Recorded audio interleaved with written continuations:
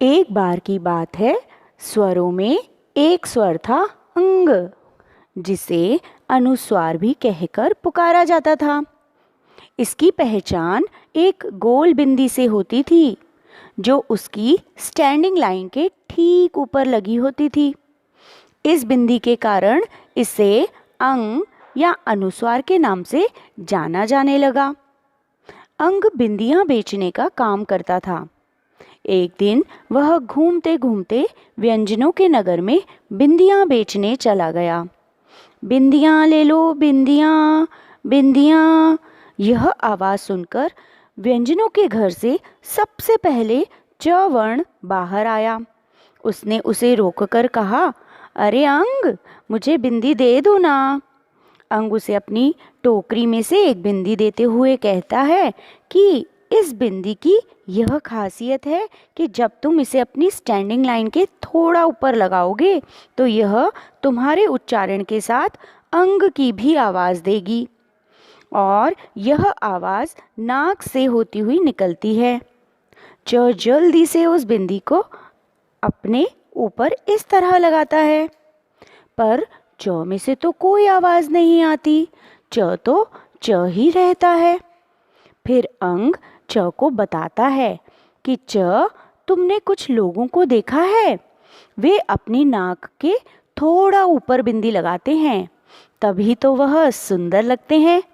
और मुझे देखो, मेरी बिंदी भी तो मेरी स्टैंडिंग लाइन के थोड़ा ऊपर लगी है, तभी तो मेरी बिंदी सुंदर लगेगी और मेरा उच्चारण देगी।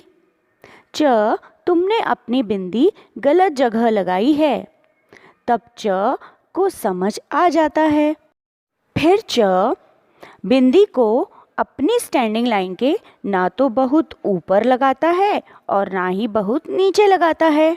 वह सही जगह बिंदी लगाता है तो उसमें से आवाज़ आती है चंग, चंग, और वह बहुत खुश हो जाता है।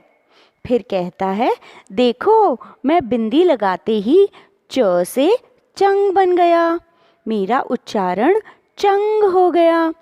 यह सुनकर एक एक कर सारे व्यंजन के वर्ण बिंदी ले लेते हैं, किंतु कुछ शरारती वर्ण जैसे ङ, ञ और ण को अंग अपनी बिंदी नहीं देता और उन्हें वापस भेज देता है। अब अंग सभी व्यंजन के वर्णों को क्रम से खड़े होने के लिए कहता है और बोलता है कि अब आप सभी ने मेरी बिंदी यानी अंग अनुस्वार की बिंदी को लगाया है, तो अब उसका उच्चारण कुछ इस तरह होगा। कंग, खंग, गंग, घंग, चंग, छंग, जंग, झंग, टंग, ठंग, डंग, ढंग, तंग, थंग, दंग, धंग, नंग, पंग, फंग, बंग, भंग, मंग, यंग, रंग, लंग, वंग, शंग, शंग, संग, हंग। सभी वर्ण अंग अनुस्वार की बिंदी और इसके उच्चारण को पाकर खुश हो जाते हैं।